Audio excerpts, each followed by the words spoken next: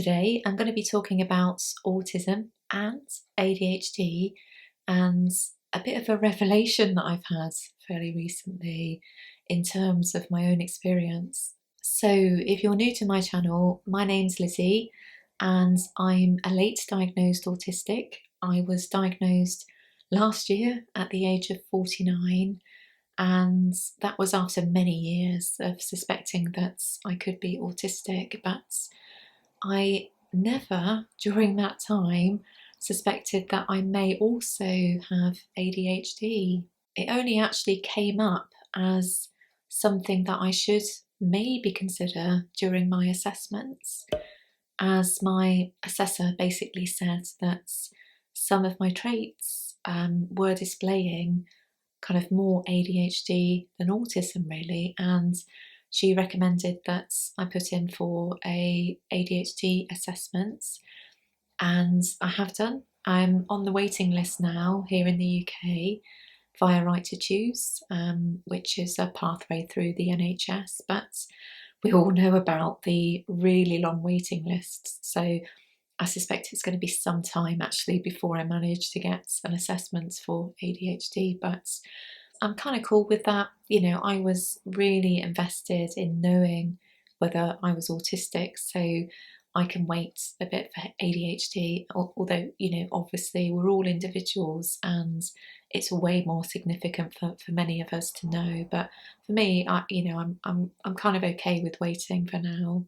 So in terms of what my assessor picked up, in terms of what could be considered as ADHD traits, was really about craving for novelty, really, which is really common in ADHD people. And I've certainly kind of experienced that in my life. And when I look back at my working history, I've done a separate video on this, but I've had over 50 jobs.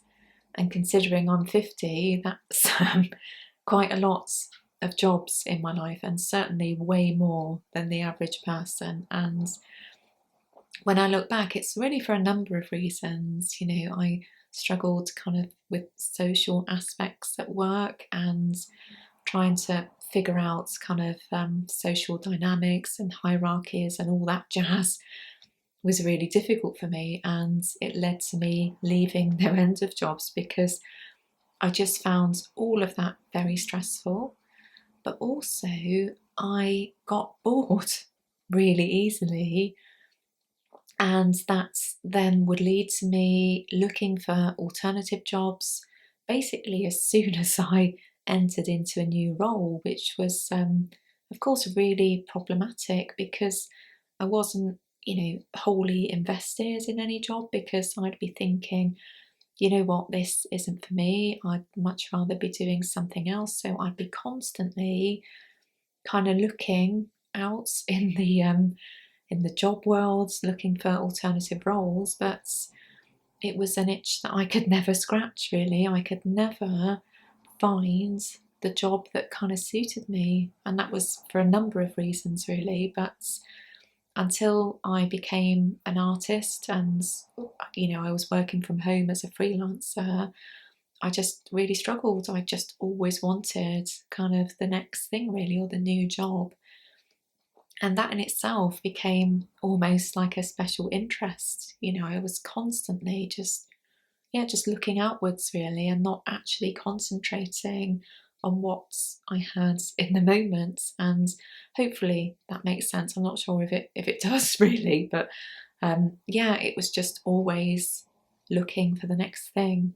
And I've also lived in a number of places, not in terms of geography, but I've kind of moved from you know, different living arrangements a lot in my life. So when I was younger, I would live in bedsits, and you know, certainly when I left home, because that's all I could afford. And then I kind of moved into kind of flat shares and house shares till eventually I was able to get a place on my own in my 30s. But yeah, I've always led quite a sort of transient life in that respect.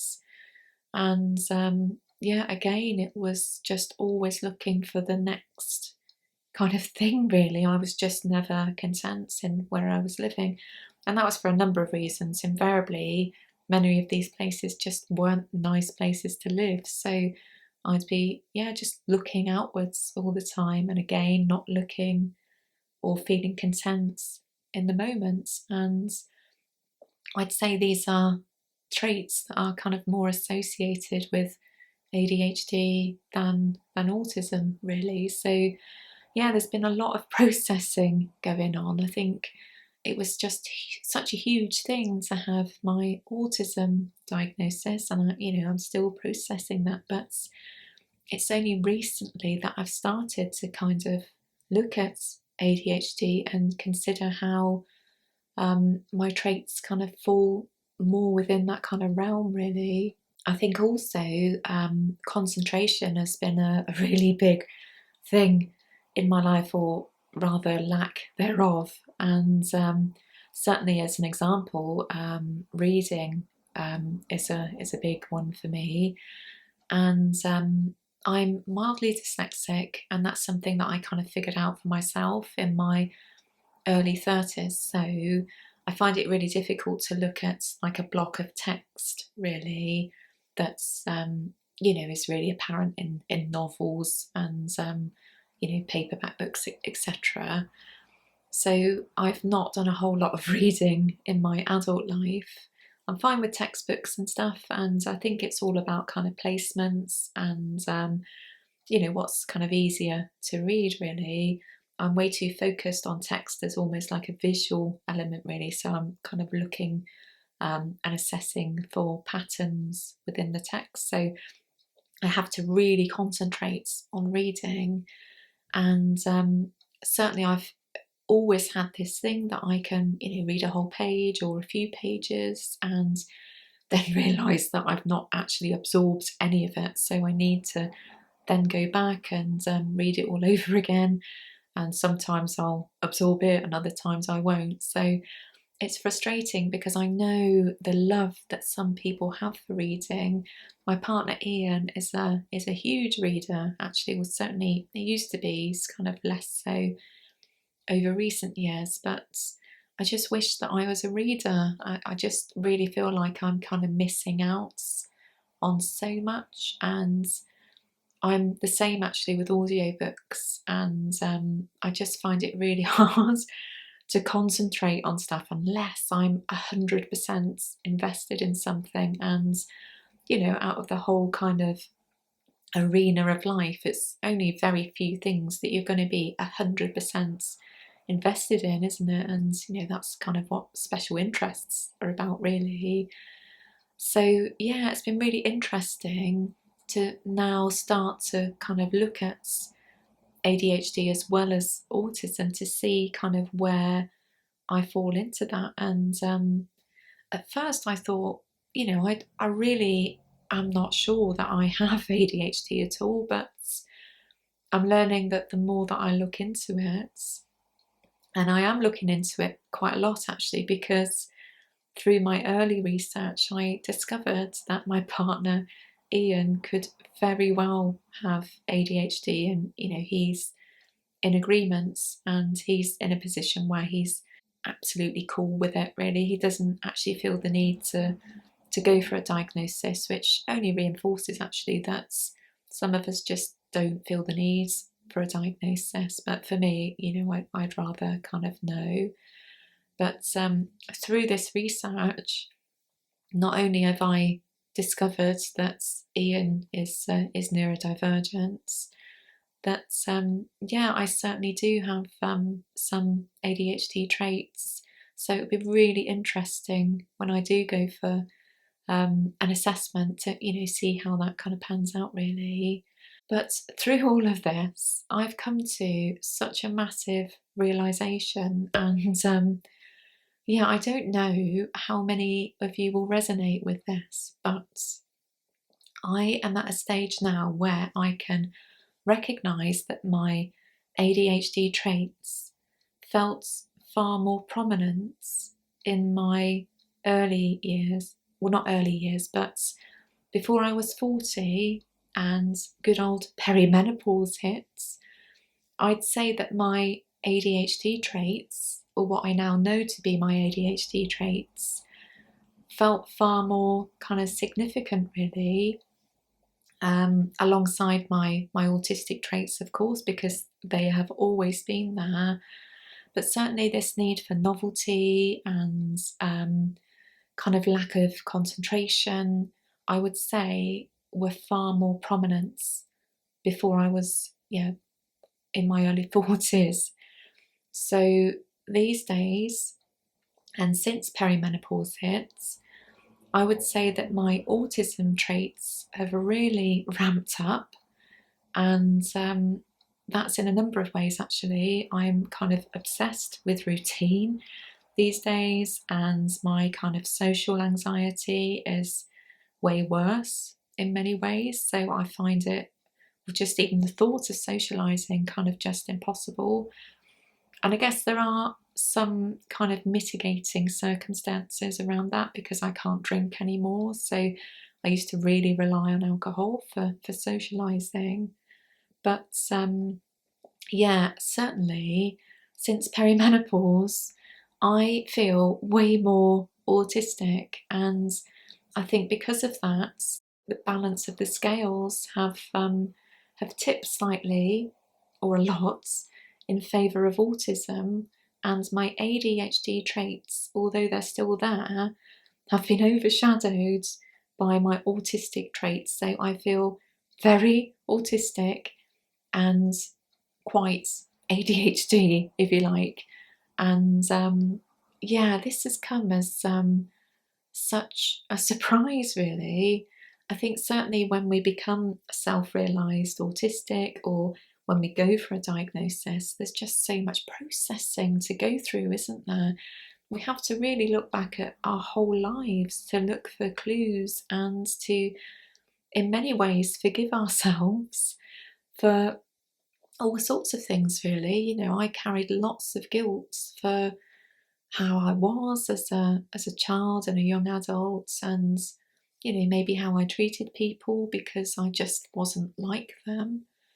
And yeah, but to also think that ADHD has certainly informed at least some of my experience of being a neurodivergent person. It just takes so much figuring out as to what parts of me are kind of each thing, really. And I find it really fascinating, and it's certainly something that I'll need to look into further. But above all, I have to say I'm really frustrated at the lack of research into menopause, for neurodivergent women and those who were assigned female at birth, because there's just so much that we need to know, so much that we need to understand, and there's just so little information out there, let alone resources, because there are pretty much none out there. And it's one of the reasons that I talk so much about menopause on my channel, because I know it seems like I'm obsessed, or it probably seems like I'm obsessed, but I feel like I have to do this because there's just so little discussion out there. And we know that autistic women will often have way more challenges in menopause, but there isn't a whole lot of research out there to back this up. This is pretty much kind of anecdotal stuff and some preliminary studies that have been undertaken by Autistica UK, which is a research charity here in the UK. But yeah, I just wanted to just put my thoughts out there today about this, because it's really a kind of new understanding that I have about myself. And also, actually, while I'm talking about menopause, I do need to add that I will be doing a specific video on menopause and the autistic experience pretty soon. And this is really because I had a question that I wasn't able to answer in a collab video that I did with Autistic Jenny and Proudly Autistic recently. But it's such an important question that I need to do a video about this. But I had thought it would be just a kind of 10-minute response video, but there's actually so much that I'd like to say. I think it's going to be a kind of fully rounded question or fully rounded response video. So apologies to the person who originally submitted that question, because I did say that I probably get a video out within 2 to 3 weeks, and that was early into December, so we're way over that time now. So that video is coming, and it will probably be within another 2 or 3 weeks. But again, it's something that is really important to discuss, isn't it? So yeah, I look forward to getting that one out.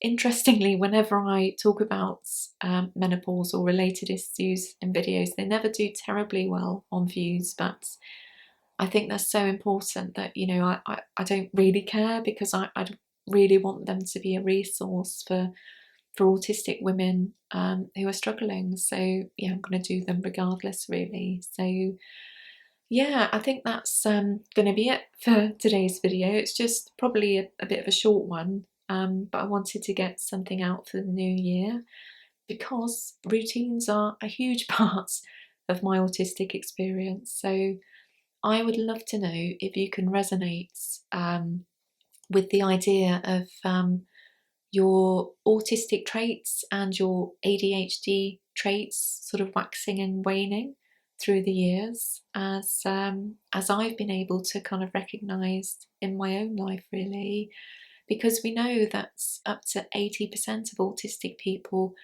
also have ADHD. So it's a really common scenario for an autistic person to also have ADHD traits. So yeah, let me know if you can relate. I'd love to hear. And yeah, that's going to be it for today. So thank you for watching. A very happy new year to you all. Let's hope 2025 is a great one. So thank you for watching. Give it a like if you got this far, and I'll see you again soon.